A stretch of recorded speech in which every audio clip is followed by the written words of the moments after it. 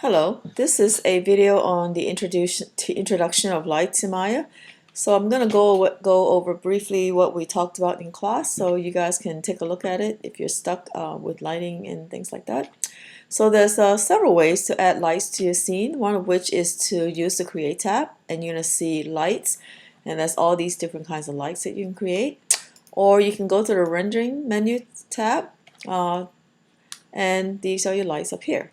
Okay, so another way you can create lights is to go to the Light tab, and the directional light and the spotlight and the area light has something extra. So if you go to the I'm going to go to the spotlight. If you go to the options menu for the spotlight, there's something called interactive placement. Alright, so I'm going to keep that open for now to show you how it works. So I'm just going to come in here and create a regular spotlight, which is this one, looks like a flashlight, and appears in your scene. Right? In order to see the light in your scene, you have to click number 7 on your keyboard, or you can hit this yellow ball right here, and the blue ball will allow you to see the shadows. So as you can see, my light is pointing directly across the ball from the top. It is not looking down at it at all, and if I move that light up and down, you can see that the ball is getting illuminated or not illuminated. The easiest way to place this light, if you create it this way, is to press T to get the light manipulator, and you can then move the manipulator or the aim point at whatever you want the light to aim at.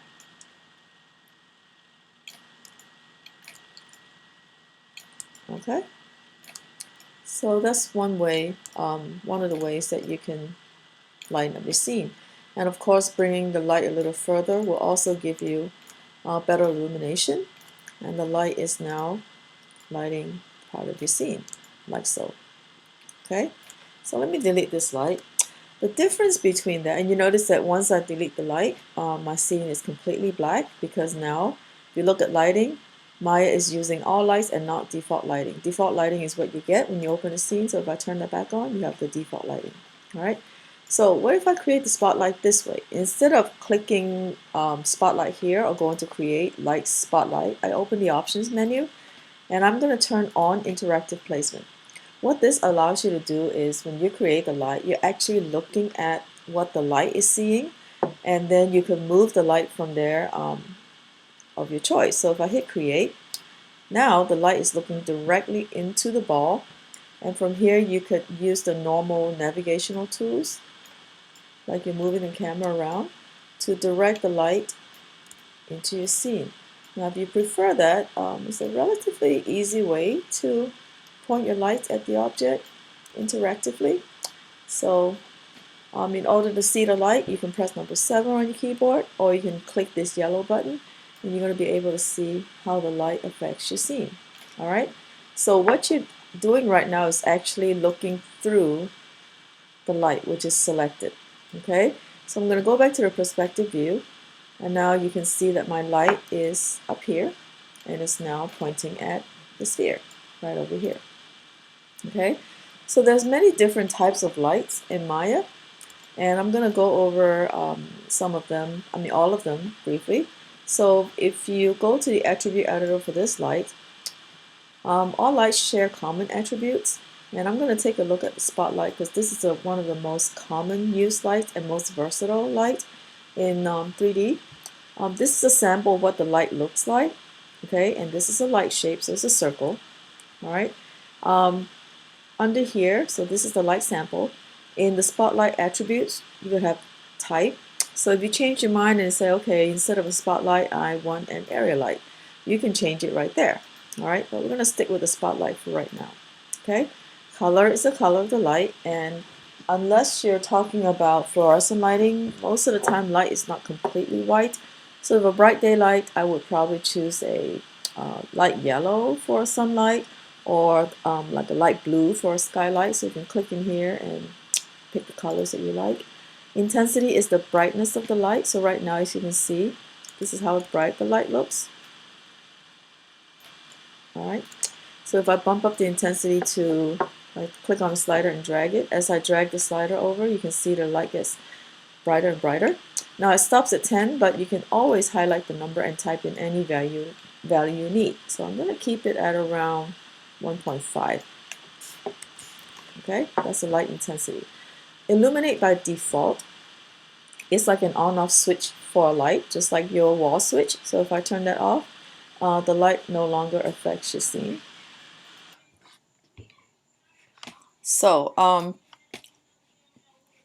what I've done is change the color of the floor from the video earlier that I recorded to make sure that we can see the shadows real good, because the video before, the floor was black and white. It was really hard to see. I'm going to also turn on my resolution gate so I know what I'm rendering. And I'm going to go to my outliner and select my light, single spotlight that I have in my scene. So going back to the attribute editor, we're talking about the illuminate by diffuse. So if I render my scene right now and I activated the shadow by checking this blue ball right here, if I render a scene, you're going to see that the ball right now has the light illumination and is casting a shadow. All right. If I turn that switch off and I click on render again, you notice that now I get a black screen because this is the on and off switch of the light. All right. The only time you want to turn it off is if you're using a light for a special effect, which is down here somewhere. You can get to special effects right there. You can turn the illumination off so it doesn't light your scene, but other than that, this should be kept on at all times. Okay. Diffuse is how much light the object is absorbing. So this must be kept on. If not, if I turn that off, again, I'm not going to see any of the light because the object is not absorbing a light, and all I see is that little specular spot because this is a blend material. Okay, all right. So we're going to go ahead and turn this back on and render again. Specular is the hot spot on the light. Usually if we have a bunch of objects with blend materials or fall materials that are shiny and a lot of lights in our scene, you may want to turn this off for some of the lights. If not, you're going to get a bunch of hot spots in your scene, which is not very realistic. So if I turn the specular off, I'm going to save this render. I'm going to render again. You now notice that the ball is not shiny anymore. Okay, so that's what emit specular is. All right, I'm going to turn it back on. So let's talk about the cone angle and the penumbra angle. All right, the cone angle is the size of the cone. Just like a flashlight, the size of the flashlight itself. So if I go to panel and look to selected, the light is currently selected, and this is the cone angle. So if I want the light to grab a larger area of my scene, I can increase the cone angle. If I wanted to focus on something small, I could decrease the cone angle and so forth. All right. The penumbra angle is the softness of the cone. So as you can see right now, with it rendered, there's quite a hard edge around the cone. So what the penumbra angle does is it softens the edge, but the penumbra works hand in hand with the filter size, because a filter size between 3 and 5 is usually good. So if I bump the penumbra up to positive value, will soften the edge from the edge of the cone out. Negative value will soften the edges from the inside. Okay, so if I bump it up to 10, for instance, you notice that instantly there's a softer edge around the light. So we are going to actually zoom in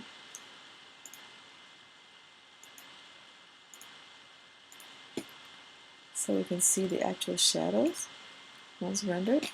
And I'm going to put the penumbra back at 0. Alright, we're going to render this frame. So you can clearly see that this is a rather hard edge and it's also quite pixelated. Alright, so if I change the penumbra to a 10, a positive 10, and we render this again, now you can see that the edges are somewhat softer, but it's still rather pixelated and there's a lot of artifacts. To reduce those artifacts, you're going to go down to the filter size and increase it. So I usually use between 3 and 5. So I'm going to change it to 5 and hit render. And now you have a much nicer, softer edge. As I say, the positive value is softening the shadows going out. So if I increase this value, you'll see what I mean, to a 50. See how the shadow softens on the outside? If I do a minus 50, you can see that the shadow will now taper on the inside. Okay, it's going in that way. All right, so that's what those are. So I'm going to leave it at 20. Drop-off rate is the amount of drop-off. That means the light is the brightest in its source when it shines on the object, and as it filters out, it's going to get lighter and lighter. You can try different numbers, like for instance, I can do a drop-off at 25. We're going to save this shot and render and see what we get. So it creates like a, it's somewhat like a penumbra angle. It just gives your light a little more realism, because the center of the light when it hits the object is the brightest, and as it filters out, it gets lighter and lighter, somewhat like a gradient. All right. Okay. So again, there's two types of shadows. There is a depth map shadow and the ray trace shadows, and I'll talk about those in just a moment. All right. So that is your spotlight, and there's a few other things that you can do with the spotlight, but for right now, we're just gonna leave it as that. This is a light that's commonly used for headlights, street lamps. Can also, it's very versatile for three-point lighting and so forth. All right. So we have a spotlight in the scene right now. I'm going to now change that to a ambient light. Now, look what happened with the ambient light. The ambient light lightens up your scene equally. It casts equal rays in your scene, so what happens is it lights everything the same, and it tends to flatten your scene somewhat. It sort of kind of look cartoony right now. It's not my favorite light to use, simply because that it flattens out the scene. It also uses ray trace shadows. So, and I believe you have to render with, oh, my mental ray is gone again. Let me activate my mental ray. If your mental ray is not activated, you can go to the window, settings, preferences, plugin manager, and you can scroll down until you see something called Maya to MR bundle. Alright, so we'll go back here, click on here, now you see mental ray. Because ray tracing is not activated, I know why, because ray tracing is not activated in Maya software, so we actually have to come in the Maya software tab and enable ray tracing. That's why we couldn't see the shadows. Alright, so let's render again, see what we got, and that's your shadow. Okay, and that's an ambient light. Sometimes it's used to create some extra lighting in certain areas to give it a general brightness, but as I said, personally, I'm not a fan of the ambient light, so that's that. Okay, the next light we're going to look at is the point light. The point light is a single point. It's very similar to the spotlight. The only difference is the point light emanates from a point and it goes around in all directions, whereas the spotlight is controlled by the cone of the light. So this light actually shines in all directions, and as I move this light, you can see that it is going to alter the way my scene looks. My light go off. Alright, so this is your spotlight, and it will cast a light that looks like this. My scene is not updating for some reason. I'm not really sure what's going on. My computer has been giving me trouble lately. You should be able to see a little spot of bright lights right here. Lighting use all lights, so that should be on. Let's bump this up some. Okay, there you go. So here's your spotlight. It's pointing at that spot. Okay, all right. Spotlights are great for things like light bulbs, lamps in the room, little candle lights and things like that, and also use it for light glows and lens flare. So that's some of the uses for the point light, and it has a lot of the similar attributes like the spotlight. Okay, the next light we want to look at is the area light. The area light is perhaps the light that casts the most natural lighting. However, it's going to take a little longer to render. Okay. This light, again, is the most natural light.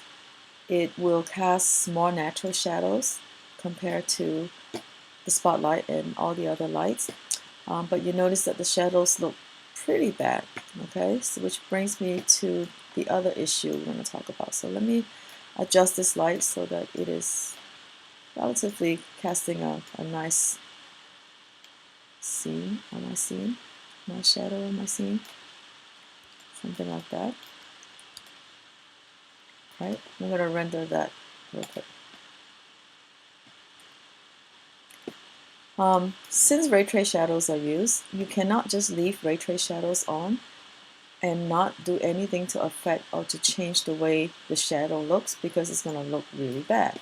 Alright, so we're going to take a look at shadows, and as of right now, ray trace shadows is activated, but the two numbers that you need to play with to change the quality of the shadow is the shadow rays and the ray depth. Alright, so I usually like to go low because the higher the numbers, the longer the render is going to be. So if I hit 2 for shadow rays and ray depth limit, I'm going to give it an 8. And I'm going to render this part again. You can see that it is slightly better. So I'm going to save that. And I'm going to give it a shadow rays of 4. I'm going to render again. Now, as you can see, the shadows are a lot softer. So the shadow rays softens the edge, whereas the ray depth limit eliminates or reduces the artifacts or the little bumpy spots around the shadow. But also, it is a little softer than before. Some of the artifacts are gone. See, that's the very beginning. That's that, and now this one. We probably need a few more shadow rays, so I'm going to bump that up to 8 and bump the ray depth to 32 and render one more time. And now we have a much better quality shadow overall, okay, compared to the rest of these. All right, it reduces the artifacts. People have gone up to as much as 128 and more, but again, know that as these numbers go up, so does your render time. So for a single still shot, it is okay, but if you have an animation, you might have to find a different way of creating shadows and lights in your scene that are more efficient and less time consuming. Okay, so the final light we're going to talk about is the volume light. So I'm going to go ahead and delete the lights for now. And I'm going to set up the volume light, which is right here. Okay, by default, I'm sorry. The volume light lights up objects that are within the light shape. And in your attribute editor, you can change the light shape from a sphere to a box, or to a cylinder, or to a cone. Okay, so what it does is, if the light is set to outward, so let's take a look right here. If it's set to outward, it'll illuminate from outside the light. So you can see that now you can see the ball, but if I place this inside the sphere inside the light, you're not going to see the illumination at all. So this is how outward works. So the higher I place it, the more you're going to see the sphere being illuminated, because it's set for the outside. Oops, I think I moved it a bit too far, so let me move it back down and render this again. There you go. Alright, so I'm going to keep that. If I change this to the inward, right, now I can place the sphere inside the shape, and it should illuminate the entire sphere because the light is illuminating on the inside. If you change that to a down axis, it'll act like a point light, somewhat like a point light. So it'll look something similar to the outward from the beginning. And the uses of a volume light is you can set up a volume light in certain parts of your scene that needs a little more illumination, but you want to control how much is being illuminated in your scene, so you can have your object contained within the volume light. That's the uses for the volume light. All right. Okay. So finally, we're going to take a look at some light effects. I'm going to go ahead and create a point light. Okay, so here's a point light illuminating my scene, and this time I'm going to use it as a light effect. So as of right now, you can see that when I render this scene, although I clearly see a spotlight on my scene, when I render it, all I can see is the light's illumination on my sphere. However, you can make this light a special effect by going to Light Effects, and all you have to do is to turn on Light Glow. Okay, click on Glow, and immediately when I render this scene, you're going to see that the light is now a spot in your scene. Under Glow Attributes, you can change the glow color and the glow intensity. So if I want my light to glow in yellow, probably not as bright, so reduce it by 5, and so forth. Spread is how much it spreads out, so let's say we give it a 2. I'm going to save this picture. And glow noise, we're not going to have any, and let's render what we have. Okay, so that's what it looks like. I can also, other things that you can do here is also to set up lens flare, which is pretty cool.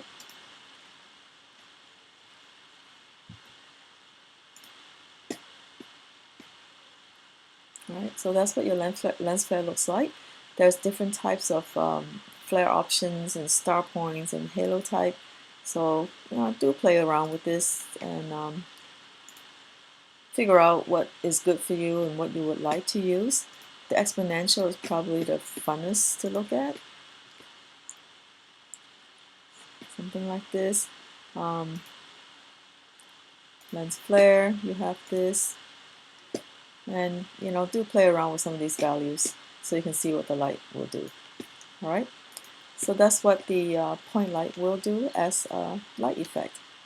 Okay, you can also, let me go ahead and delete this light, and I'm going to create another point light, raise it up, and under light glow, let's see, there is a setting in here that I like to use.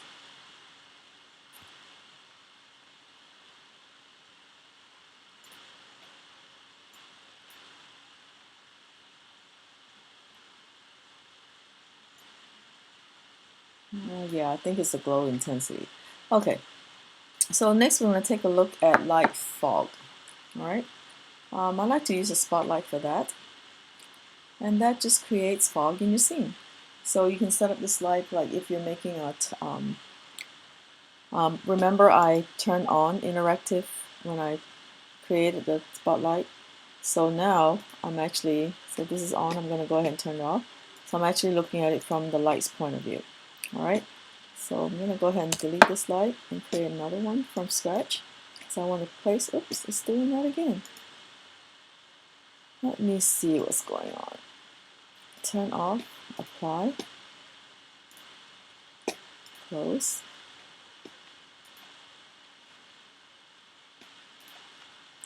Take this light and delete it. Go back to the perspective view. Delete this one. Okay, I'm going to move this light on top of the ball, like so. And I'm going to rotate it so it points directly down at my sphere. And I'm just going to move it till I get to where I want it to be. So something like this. Okay? Now what a light fog will do is it'll cast a fog-like substance, as though you can see the particles of the light. I'm going to change this to a nice green fog color. Alright? And let's see what we can see right now. Let's render this. And we're just going to see something like this. We're not actually seeing the fog at all. So I'm going to go in here to the light effects and turn on fog. Right? And now we're going to render again. So now this is what you get. Alright? In order for the fog to work, you have to make sure that the fog actually extends over your object. So if I move the light up, it's going to extend the width of the fog. It'll be like this. Alright, and the only settings that you will change for the fog value are, so let me select the light, and you're gonna have the fog spread and the fog intensity. So if I change the spread to a 0.5, right, and we'll render this. Now you can see that the fog has a smaller spread than before. If I bump up the intensity to a 4 and render that, that will make the fog more intense, more hot right here. Okay, let's bump this fog spread to, let's say, 0.2.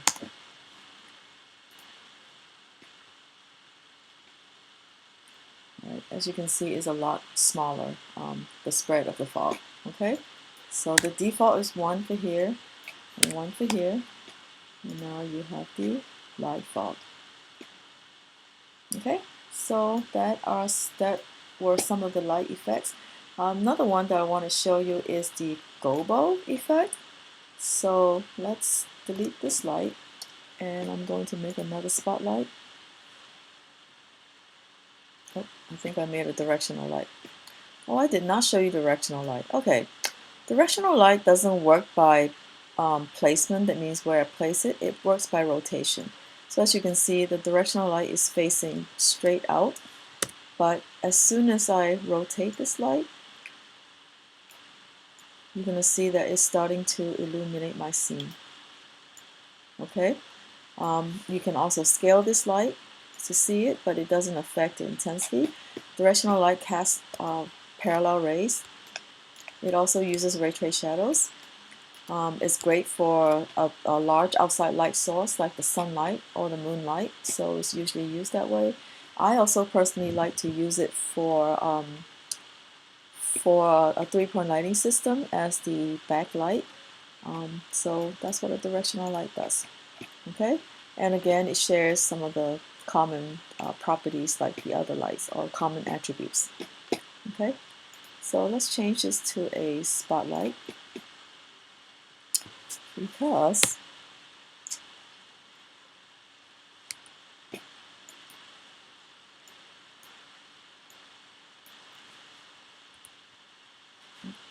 let's do this much easier. Okay.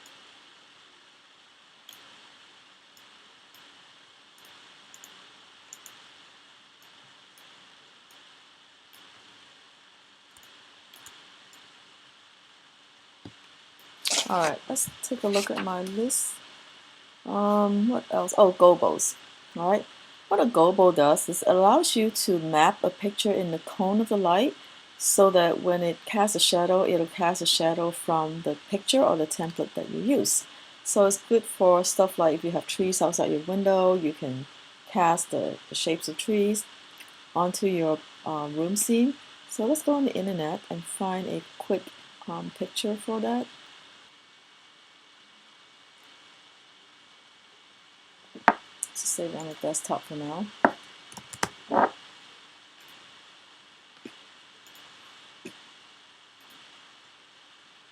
Go back to my scene and go into my light color.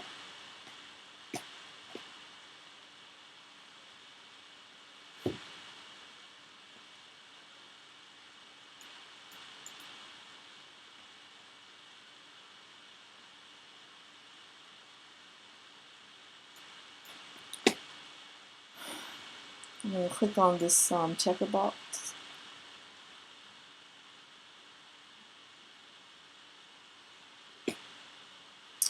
And click File.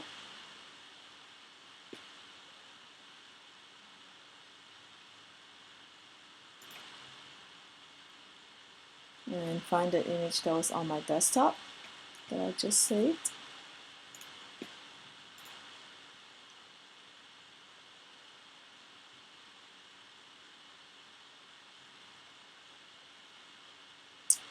And hopefully we can see something.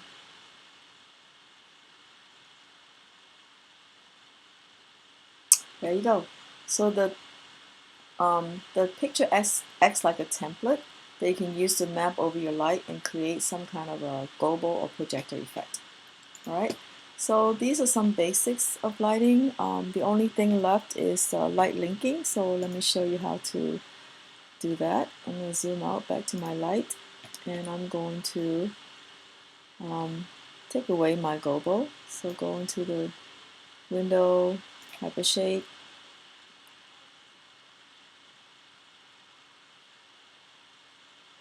and go to my lights, right click graph network. So it works similar to the material shaders. We'll go ahead and take that off, and I'm going to change this light back to a white. Alright, so now you can clearly see that the light is illuminating the ball and the ground. What if I have a light that's shining from a ceiling fan or ceiling light, and it's hitting my table, but I don't want it to hit the floor? In CG lighting, the light goes through everything, so in order for you to do that, you need to do something called light linking, which is linking or unlinking lights from objects in your scene. So to do that, I'm going to unlink the light from the ball so it only illuminates the floor. So to do that, you are going to go to, there's two ways you can do it. You can go to the rendering menu set and go to lighting, light linking editor, light centric, or light object. So you can use either or. I usually go to the light centric. The difference is one is selecting light, deselecting the object that you don't want to illuminate, and the other one is the other way around. All right. Or you can go to the window, relationship editors, and also choose light linking from here. So I'm going to go to light centric, and I'm going to select my spotlight. And what it tells me is the spotlight is illuminating all these materials from the blend to the Lambert, and it's also illuminating both of my objects. So if I uncheck sphere, all right, and leave the plane on, when I render it, you can see that now I'm only going to see that and not the sphere. Alright, so if I turn the sphere back on but turn the plane off, now the light no longer will illuminate the plane. There you have it. Alright, so that's light linking essentially, and